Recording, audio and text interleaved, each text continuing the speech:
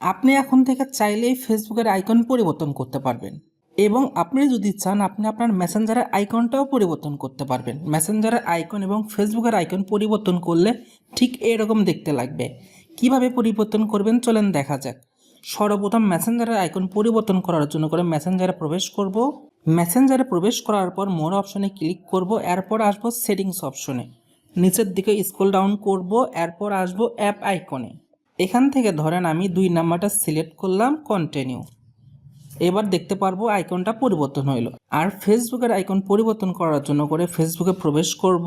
আমি নোটিফিকেশন থেকে ফেসবুক প্লাসে ক্লিক করতেছি, এরপর আসবো choose a custom apps icon. এখান থেকে আপডেট ইওর ফেসবুক অ্যাপ আইকনে ক্লিক করব। এখান থেকে আমি যে কোনো আইকন সিলেক্ট করতে পারি। আমি 3 নাম্বারটা সিলেক্ট করে সেভ দিচ্ছি, কন্টিনিউ। আইকনটা পরিবর্তন হইলো। এইভাবে খুব সহজে আপনি ফেসবুকের আইকন এবং মেসেঞ্জারের আইকন পরিবর্তন করতে পারবেন। এই ফেসবুক এবং মেসেঞ্জারের আইকনের অপশনটা কিন্তু সবার ফোনে শো করবে না। কী করলে শো করবে আমি শেয়ার করব যদি আপনি এই ভিডিওর কমেন্ট সেকশনে কমেন্ট করেন। Thank you for watching this video.